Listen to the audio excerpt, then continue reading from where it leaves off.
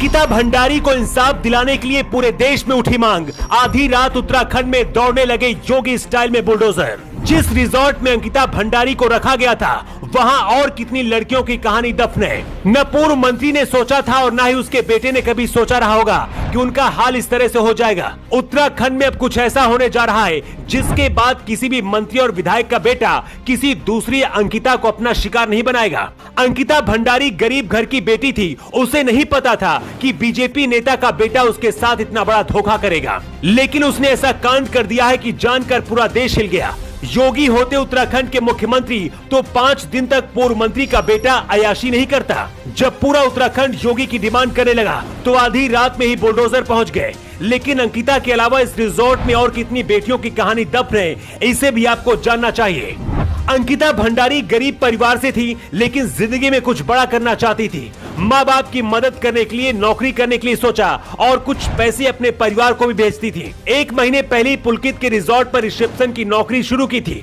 इस रिजॉर्ट का मालिक पुलकित आर्य उत्तराखंड के पूर्व मंत्री और बीजेपी के बड़े नेता विनोद आर्य का बेटा है। रिजॉर्ट में क्या होता है इसके बारे में अंकिता को कुछ पता नहीं था, लेकिन कुछ दिन बाद ही अंकिता को रिजॉर्ट का मालिक पुलकित आर्य धंधा करने पर मजबूर करने लगा। बीजेपी के पूर्व मंत्री का बेटा चाहता था कि अंकिता रिजॉर्ट में आने वाले कस्टमर को खुश करे, उनके साथ रिलेशन भी बनाए, लेकिन अंकिता ने ऐसा करने से साफ इनकार कर दिया और कहा कि रिजॉर्ट में क्या होता है इसके बारे में मैं बाहर भी बता दूंगी। इसके बाद 18 सितंबर की शाम को पुलकित अपने दोस्तों के साथ अंकिता को लेकर बाहर गया और शक्ति नहर में जिंदा फेंक दिया। दावा किया जा रहा है कि पूर्व मंत्री विनोद आर्य का बेटा पुलकित जिस नवंतरा रिजॉर्ट का मालिक है वहां लड़कियों की सप्लाई भी होती थी। खास तौर पर वहां काम करने वाली लड़कियों को इस धंधे में आने के लिए मजबूर किया जाता था, जैसा कि अंकिता भंडारी के साथ हुआ। अंकिता ने न सिर्फ धंधा करने से मना कर दिया था, बल्कि दूसरे लोगों से भी इसका खुलासा करने की धमकी दी थी।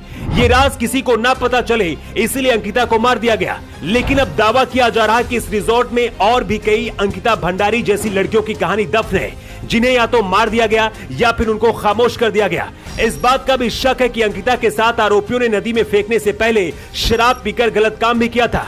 इसकी भी जांच अब पुलिस करेगी।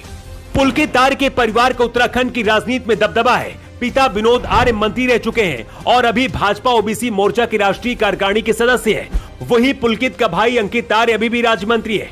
जिस तरह से आरोपियों पर यूपी में योगी बुलडोजर चलाते हैं, उत्तराखंड में भी मांग हो रही है कि पूर्व मंत्री के घर पर अब बुलडोजर चलना चाहिए। तभी आम जनता को पता चलेगा कि हर किसी के लिए एक जैसा कानून है। पुलकित रिजॉर्ट में क्या धंधा करता है, क्या कभी भाई और पिता ने इसके बारे में जानने की कोशिश की?